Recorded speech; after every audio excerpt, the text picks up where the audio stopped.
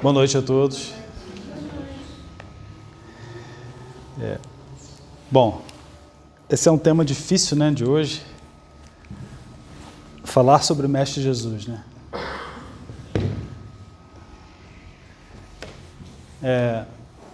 Bom, a primeira coisa que eu tenho a dizer é que é uma tremenda honra, né, falar sobre o Mestre Jesus. Eu creio que poucas pessoas no mundo sejam dignas, na verdade, de falar sobre ele. Eu creio que eu também não seja digno. Mas eu estou aqui para aprender, né? A gente está aqui para... E aos pouquinhos, né, um dia após o outro, a gente vai tentando se aproximar desse mestre tão incrível. Jesus foi o maior mestre, né, de todos que nós já tivemos. Eu não vou falar da vida de Jesus, porque todos vocês já sabem da vida de Jesus. Todos já sabem como ele morreu, todos já sabem como ele viveu, todos já sabem os milagres, todos já sabem as coisas, ou pelo menos deveriam saber, as grandes missões, as coisas lindas que ele fez. Vamos falar só sobre algumas lições, essa é a parte 1.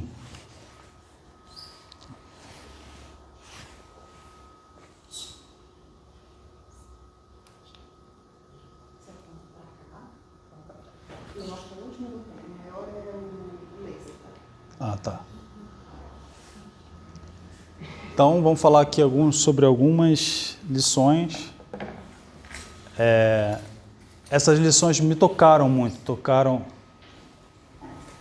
tocaram bastante o meu coração. E eu creio que vão tocar o de vocês também. Então, o ensino a respeito da oração, né? Então, quando a gente ora, a gente não deve orar como os hipócritas faziam, né, nas sinagogas, para que os outros vejam o que estão fazendo, orar como demagogia. Né? A gente não deve orar dessa forma. A gente não deve orar no canto de praça, a gente não deve orar para ser visto. A gente deve orar num quarto escuro, você e Deus. E mais ninguém. E também a gente não deve orar como uma forma de repetição, repetindo várias vezes, como se fosse um mantra, para que isso seja atendido só porque você está repetindo, né? Não vai passar a ser um conjunto de frases sem sentido, né? A oração ela tem que vir do coração. Uma das formas que Jesus nos ensinou, né? Então essas repetições elas são usadas, por exemplo, pelos gentios na época, né? Então uma das formas que Jesus nos ensinou a orar, eu vou pedir para que a gente ore junto agora, nesse instante. Portanto, vamos orar assim. Pai nosso que estás no céu, santificado seja o teu nome. O Senhor, seja feita a tua vontade, assim na terra como no céu. O pão nosso de cada dia nos dá hoje. Perdoai as nossas dívidas, assim como nós perdoamos aos vossos devedores. E não nos deixeis cair em tentação, mas livrai-nos do mal. Pois é o teu reino, o poder e a glória para todo sempre. Amém. Pelas ofensas deles, também o perdoai. E essa para mim é a lição mais importante dessa noite. Perdoar.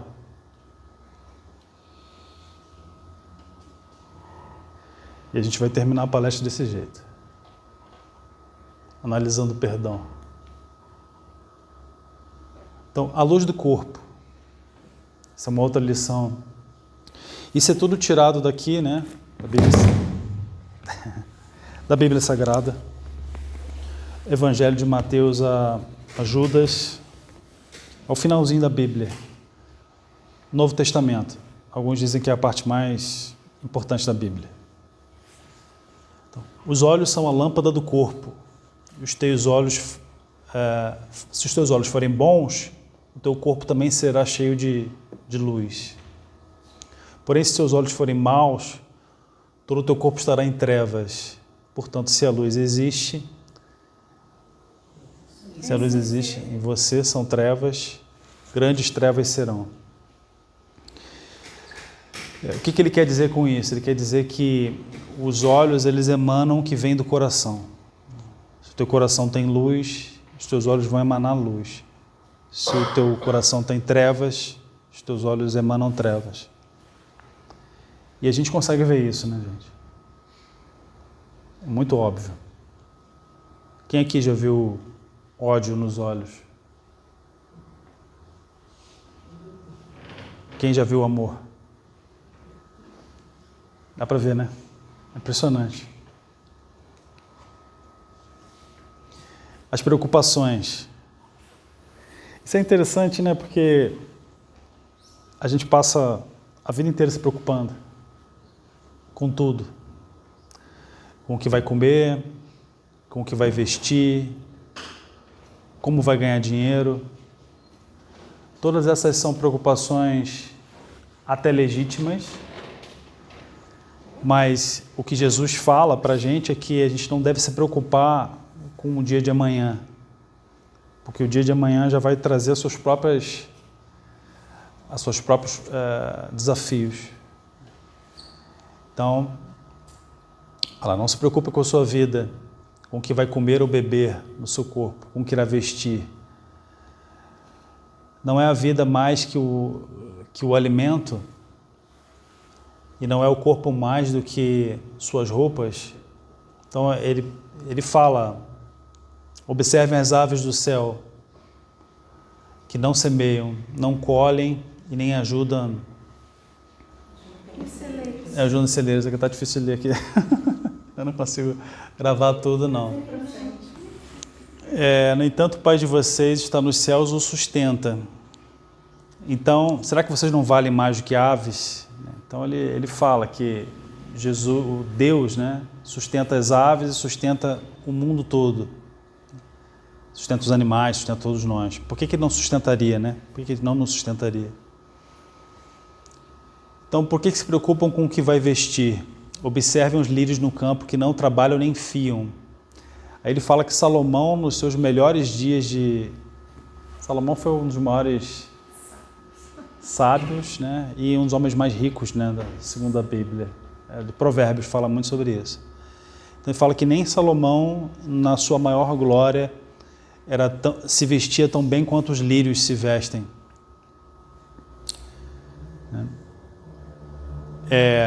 Tudo que é dito na Bíblia é dito através de parábolas. A gente vai entender também por que disso. Então, ora Deus se veste assim a erva do campo, que hoje existe, amanhã é lançada ao forno. Não fará muito mais por vocês?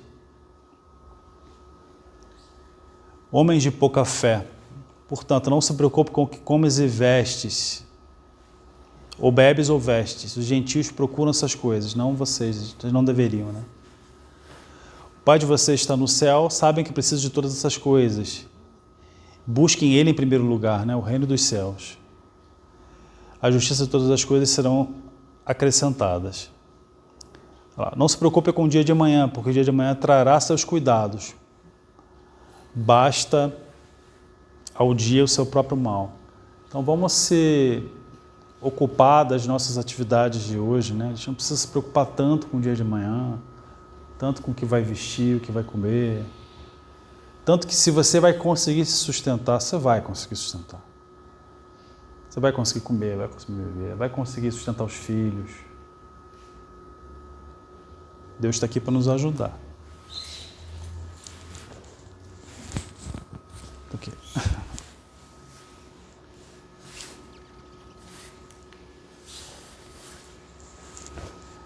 Outra coisa que é muito comum, né? Todos nós aqui fazemos e não deveríamos. o hábito de julgar o próximo, né? O hábito de julgar os outros, né? Bom, os psicólogos poderiam explicar isso melhor do que eu. Por que a gente julga o próximo, né?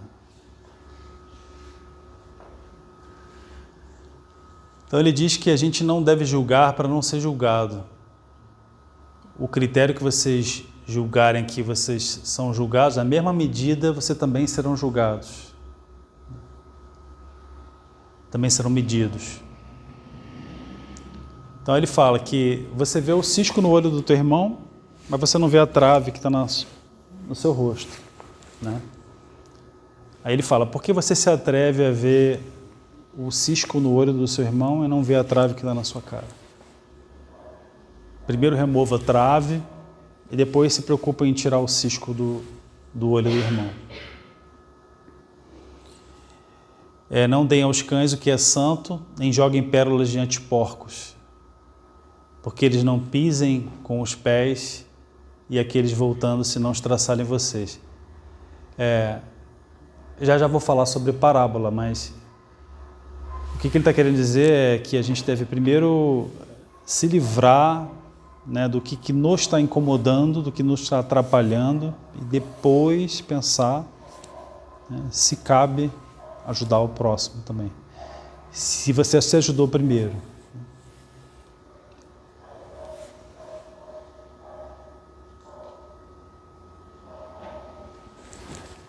Esse trecho, ele está na série The Chosen. Quem aqui assistiu The Chosen? Assistam, tá? É a melhor série de todos os tempos.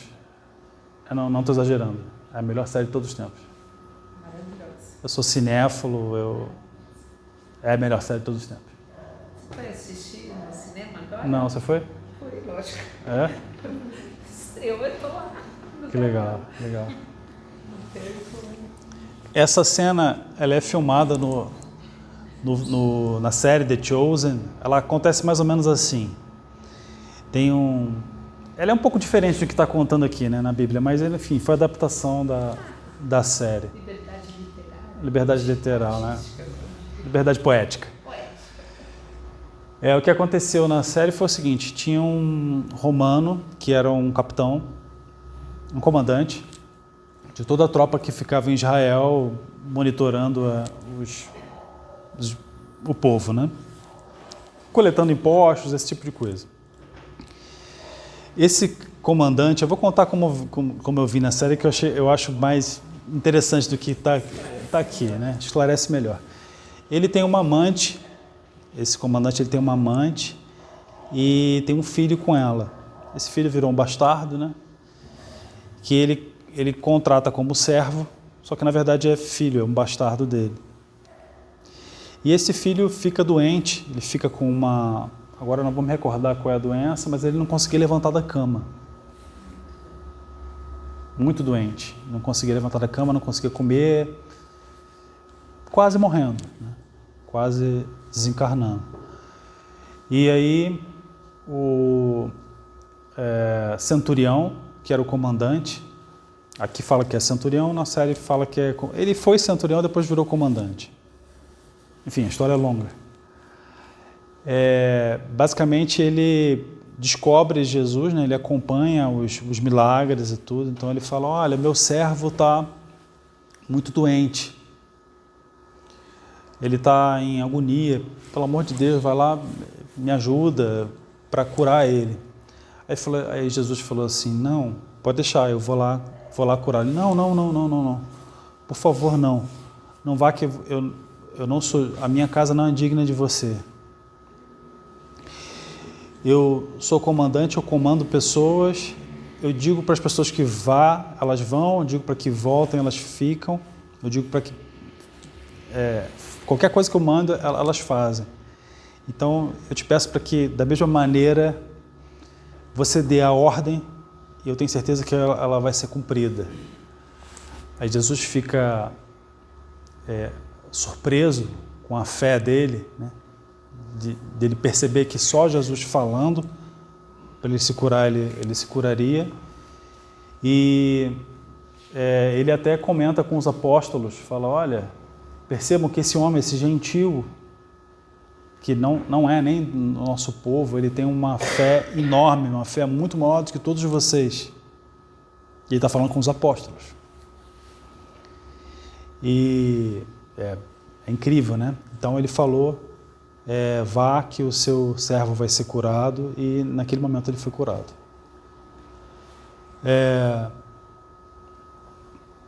O que mostra como é importante a gente crer, né? A gente acreditar de verdade. Será que Deus não vai nos entregar o que é melhor para a gente? Será que se a gente não acreditar que a gente vai ser curado, ou que os nossos entes queridos vão ser curados, eles não serão? Esse é o poder da fé. Que o centurião, que não tinha religião, né? Ele não seguia os preceitos das sinagogas, nem, obviamente, não existia nem o cristianismo, nem só existia Cristo, ele já entendia, já tinha uma fé grande.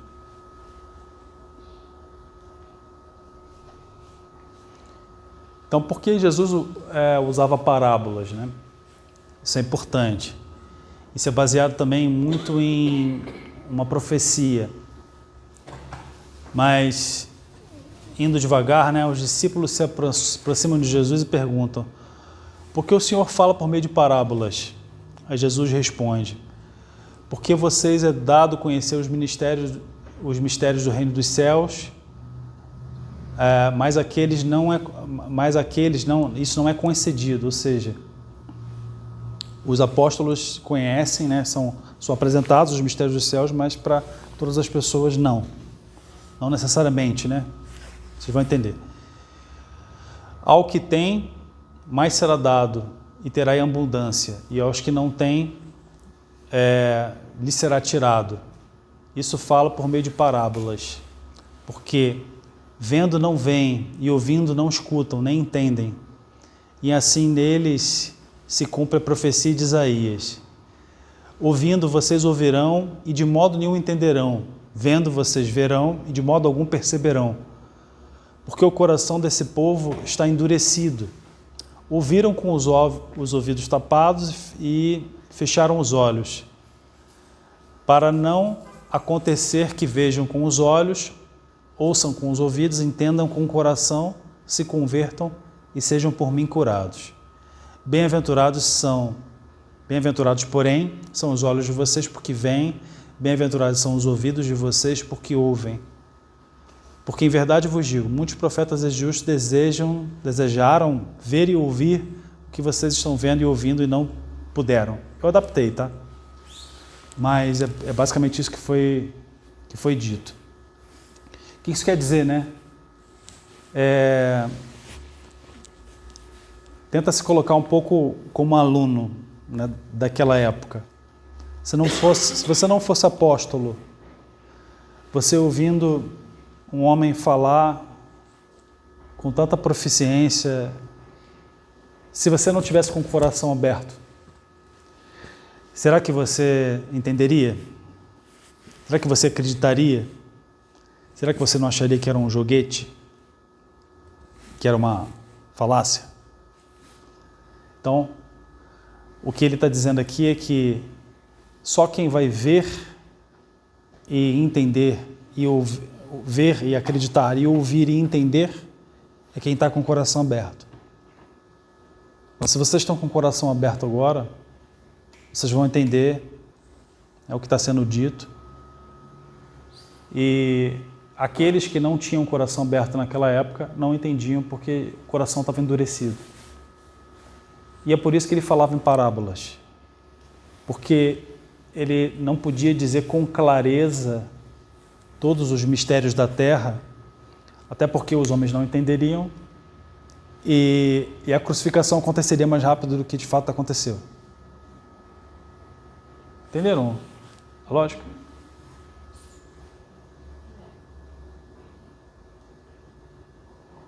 Então a explicação aqui, ele explica mais no detalhe, né, da parábola. Todos que ouvem a parábola do reino e não a compreendem, veem o maligno e arrebenta o que lhe foi semeado no coração. Ou seja, se você tem um coração endurecido, se você não acredita no bem, você só vai entender o que saiu do seu coração, ou seja, o mal. Você não vai acreditar no bem se você só tem o mal no coração. Você só vai acreditar no bem se o bem estiver no teu coração. É interessante, né? Então, o que foi semeado em solo rochoso, esse é o que ouve a palavra e logo recebe com alegria. Mas ele não tem a raiz em si mesmo, sendo de pouca duração. A semente não consegue aprofundar num solo rochoso, a planta vai durar pouco. Isso é quem está endurecido, tá? É uma parábola de quem está endurecido.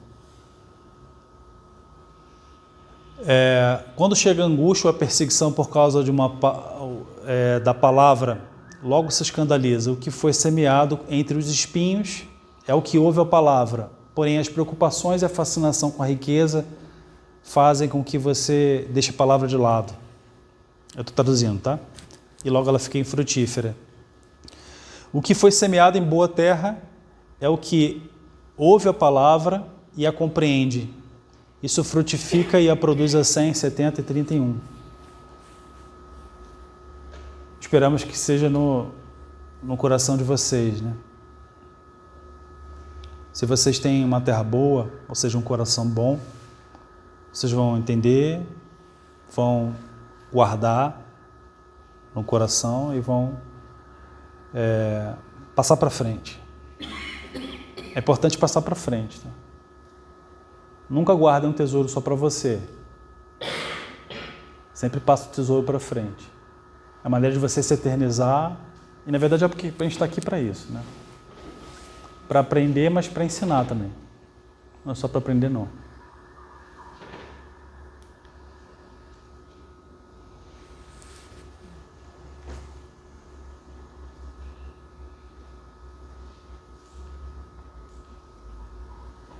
O uso das parábolas. Jesus disse que todas essas coisas as multidões por parábolas, e sem parábolas nada lhes dizia. Isso aconteceu para se cumprir o que foi dito pelo profeta. Abrirei minha boca em parábolas, publicarei coisas ocultas desde a criação do mundo. Vocês acham que as pessoas estão preparadas para ouvir, estavam preparadas para ouvir sobre reencarnação naquela época? Sobre... Muitos nem hoje. Sobre tudo que ele falava sobre o reino dos céus, sobre todas as coisas maravilhosas que Jesus falou. A maioria hoje não está preparada.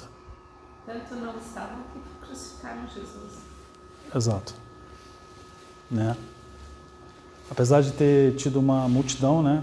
Ou o crime que ele cometeu. Ser um mestre maravilhoso, foi o crime dele.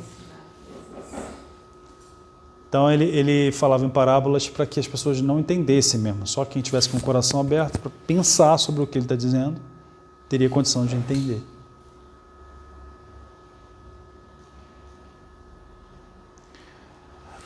Essa parábola do joio, ela é bastante interessante. Isso acontece na vida de todos nós. Todos nós. Todos nós já passamos por isso. Despedindo-se das multidões, Jesus foi para casa. E aproximando-se deles, os seus discípulos disseram: explique-nos a parábola do joio do campo. Jesus respondeu: o que semeia a boa semente é o Filho do Homem. O campo é o mundo. A boa semente são os filhos do reino. O joio são os filhos do maligno. O inimigo que semeou é o diabo. A colheita é o fim dos tempos. Os ceifeiros são os anjos. Pois, assim como o joio é colhido e jogado no fogo, assim será no fim dos tempos.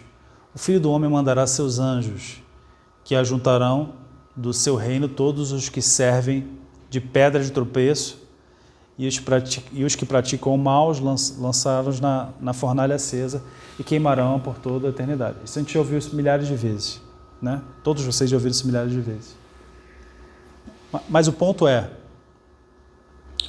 quando ele fala maligno e quando ele fala diabo, não é necessariamente esse diabo que a gente vê mitificado, né, em algumas imagens da... não vou falar mal de nenhuma religião, mas em algumas religiões mitificam isso, né? O diabo, o maligno, é tudo aquilo que nos atrapalha, é tudo aquilo que nos impede de evoluir. Então, se você tem uma pessoa que não gosta de você, ela pode ser o maligno, ela pode muito bem ser uma pessoa que esteja com um espírito obsessor do lado. Então, esse tema diabo, né, maligno, não vamos mistificar isso, né? São questões que acontecem na nossa vida para nos impedir de enxergar o bem. São as sombras, é o que petrifica o nosso coração.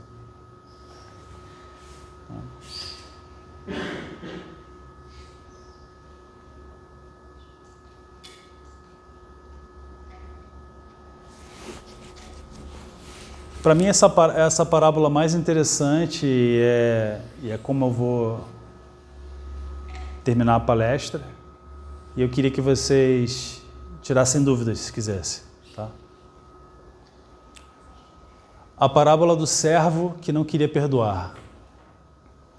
Então Pedro, aproximando-se, perguntou a Jesus: Senhor, até quantas vezes meu irmão pecará contra mim que eu lhe perdoe? Até 7? Jesus responde: 70 vezes 7, 490. Não é por dia, tá? Não é a vida inteira não, é por dia. 490 vezes por dia, tá? Teu irmão tem que pecar e você tem que perdoar ele. É fácil? Nem um pouquinho, né? Pois é. A gente está aqui para aprender, né? Então, por isso, o reino dos céus é semelhante a um rei que resolveu ajustar conta com seus servos. E, passando a fazê-lo, trouxe um que devia 10.000 talentos. Talentos era a moeda da época, tá? Não tendo, o patrão mandou que eles sejam vendidos, ele, a mulher, os filhos e todos os seus bens.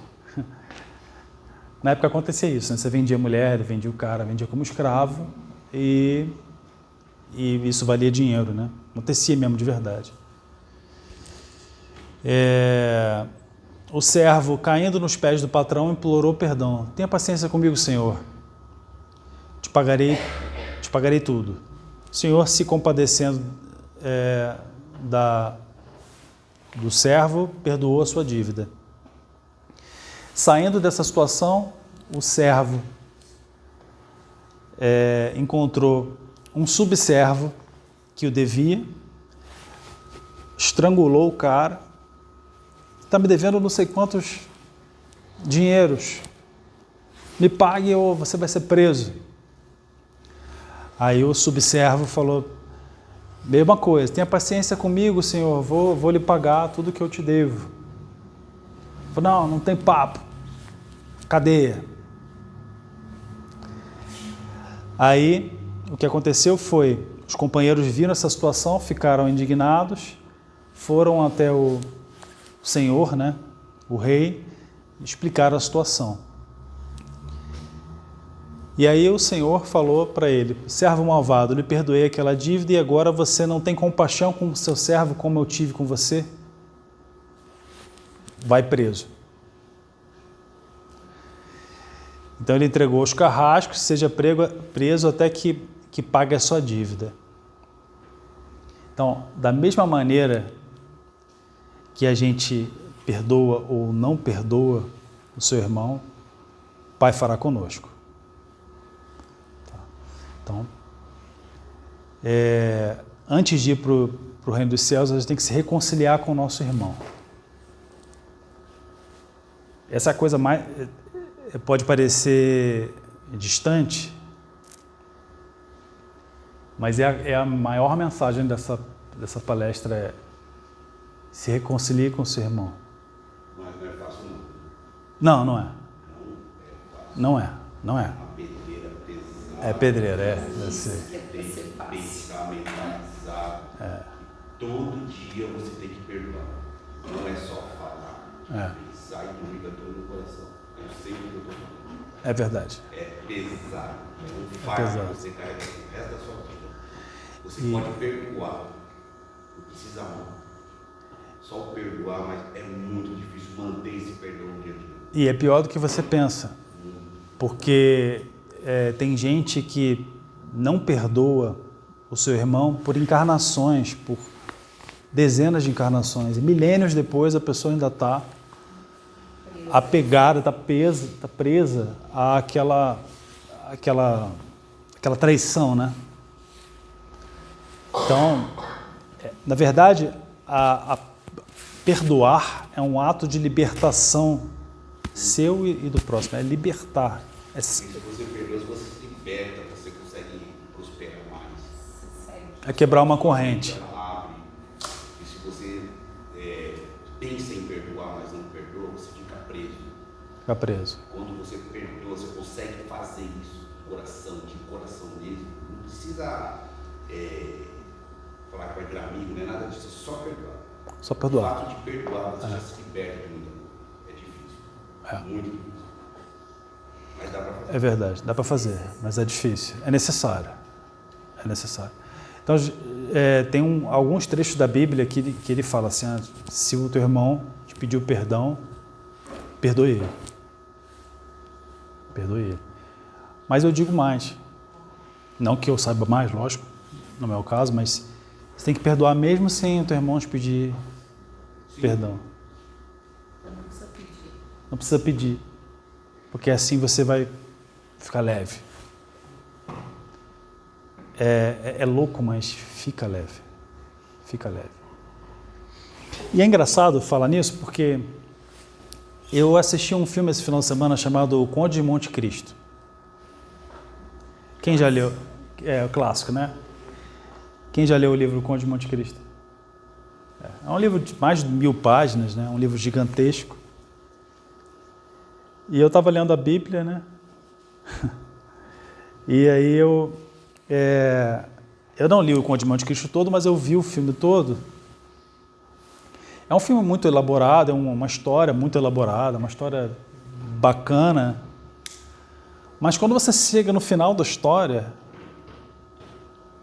é louco que eu vou falar, porque é uma história incrível, né? Quando você chega no final da história, parece até uma história infantil. Por que parece uma história infantil? Porque o cara ele criou todo um aparato, todo um castelo, umas cenas incríveis, histórias incríveis, e só para se vingar. Só para se vingar. É o que aconteceu no final da história. Spoiler. Ele terminou sozinho, terminou triste, não ficou com a mulher que amava, Não feliz de contos. quase matou o filho da mulher que ele amava, quase, foi por um triz, ele virou arma, teve duelo, virou arma para não matar a mulher que amava, tudo para se vingar de um cara que traiu ele. Não era mais fácil ele perdoar? É claro, não teria essa história toda se ele tivesse perdoado. Não teria o filme, não teria o livro, mas seriam felizes para sempre. seriam felizes para sempre. A história seria mais bonita, né? Não seria mais bonito se ele chegasse no final da história e falasse: poxa, Perdoa. você fez besteira e tal, mas eu te perdoo, segue o teu caminho. Não, tem que ter... Na vida, Tem que ter a dramaturgia greco-romana, né? Matar o cara num duelo. E duelo, né? Duelo já é uma coisa exato. absurda, né? É um troço absurdo. Mas eu estou comentando isso porque é uma história que eu admirava muito, né? E depois que você lê coisas mais elevadas e revisita uma história, você acha infantil, porque não precisava disso tudo, né? Desnecessário. Porque ele ficou preso no calabouço, a raiva que ele estava não era pouca, não. Sim, ele ficou 12 anos, né? 12 anos, sim. Mas se fosse aquele senhor lá, não teria o dinheiro que ele tem. Tu conhece a história, hein? Legal, Eu legal. assisti esses dias até. É bem legal. E basicamente ele é preso injustamente, ele fica num presídio embaixo da terra, ele fica 12 anos no presídio e consegue fugir da prisão, vai pegar um tesouro e tal, e depois a missão da vida dele passa a ser caçar as pessoas que fizeram isso com ele, que é o capitão lá da Marinha, o primo da Mercedes e mais alguém? Não, só isso, né? E o primo da Mercedes. Deixa eu ver na carteira. Enfim. Mas a missão, né? A minha missão de hoje, dessa noite, é vamos tentar abrir nosso coração para perdoar o nosso inimigo.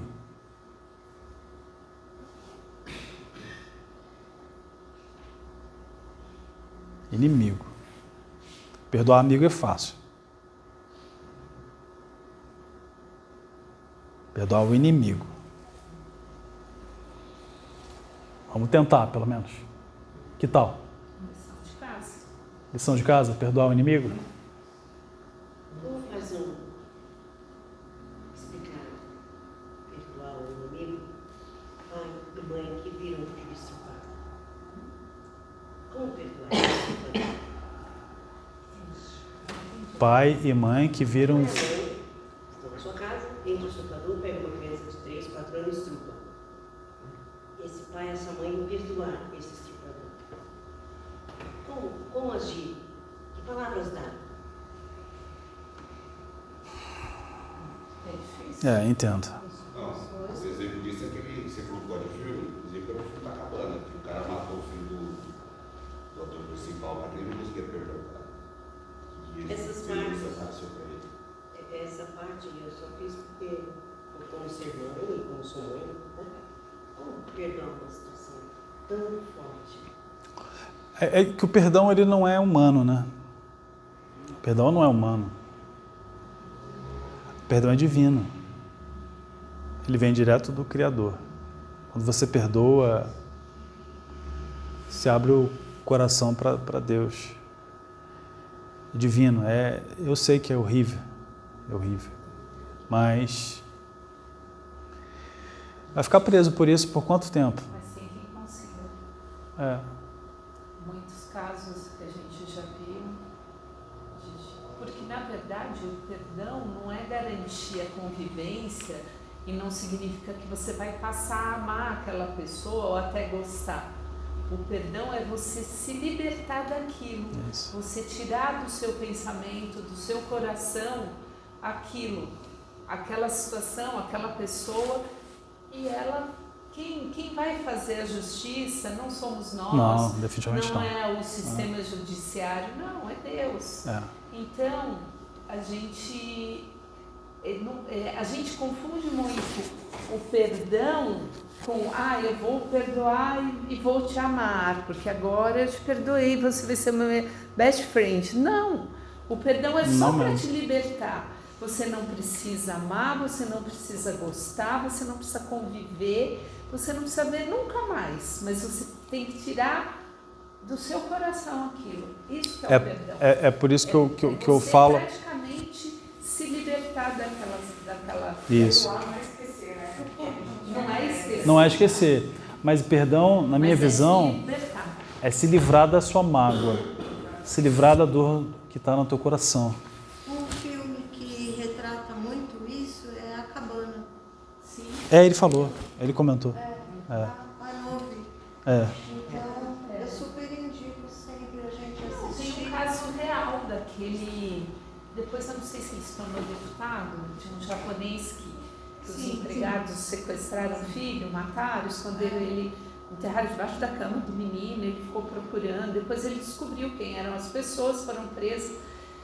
Ele não só perdoou, como ele foi falar com os caras e falou, não foi tipo, eu perdoo, não quero mais saber. Ele foi lá no presídio, disse, eu perdoo vocês, fez horta no presídio para alimentar todos os presos. Eu conheço essa história. E não é ficção, não é filme, não é livro, é real. É real. E mataram o filho dele. Eu estou esquecendo o nome da pessoa, mas eu conheço essa história. Yamaguchi, era uma coisa assim, né? É que embora envolva o outro, né, o perdão, é muito individual, né? Sim, é muito nosso. É muito nosso. Eu sempre levanto essas pautas, né, dessas tragédias, desses crimes, tragédias, enfim. Só que é óbvio, né, sobre a maternidade, sobre a paternidade, mas é muito sobre, embora envolva uma outra pessoa, mas é muito sobre o indivíduo, nós dentro, né? Dentro da gente. Eu acho que quando a gente começa a entender essa linhagem de que é sobre nós, que é sobre como nós iremos conviver com aquilo, a gente começa a entender um pouco que também, embora seja muito difícil, não é impossível, né? E não, quando a gente definitivamente apega a Deus, as nossas crenças, né? Acaba aliviando um pouco mais, né? Porque a gente vai entendendo algumas coisas. Na minha visão, o perdão até a gente perdoar, né? A gente fica com uma energia negativa dentro da gente, fica com um sentimento de dor física mesmo. Dói fisicamente. E perdoar é uma maneira de você se livrar dessa dor, tirar do teu sistema. Desintoxicar.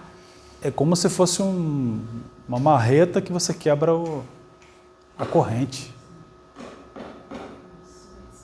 Tá?